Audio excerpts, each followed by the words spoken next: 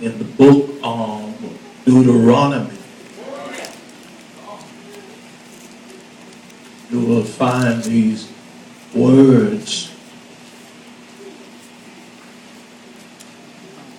in chapter 8.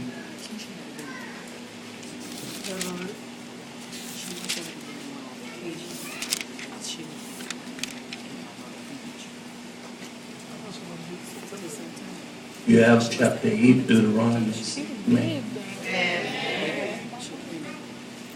I won't read everything that is written here, but thoroughly argue my dissertation of this text. And there are some things that are pivotal. I want to share with you, he says in chapter 8, beginning with verse 1, all the commandments which I command thee this day shall ye observe to do, that ye may live and multiply and go in and possess the land which the Lord sware unto your fathers.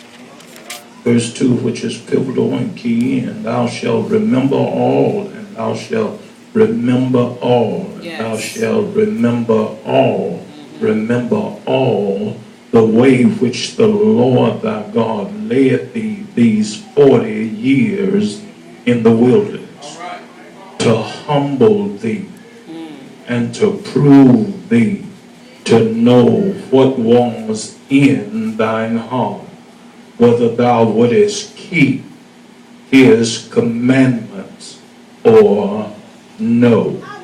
Are y'all still with me? Amen. Verse 7, for the Lord thy God bringeth thee into a good land, a land of brooks of waters, of fountains and depths that spring out of the valley, or valleys and hills, a land of wheat and barley and vines and fig trees and pomegranates, a land of olive oil and honey, a land wherein thou shalt eat bread without scarceness.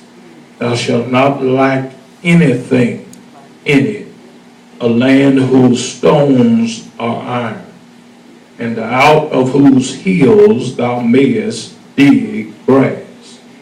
When thou hast eaten and art full, verse 10, when thou hast eaten and art full, then thou shalt bless the Lord thy God for the good land which he hath given thee. Beware, be careful, be mindful, beware that thou forget not the Lord thy God, in not keeping his commandments and his judgments and his statutes, which I command thee this day, lest when thou hast eaten and art full, and hast built goodly houses, and dwelled therein, when their herds and thy flocks multiply, and the silver and the gold is multiplied, and all that thou hast is multiplied, then thine heart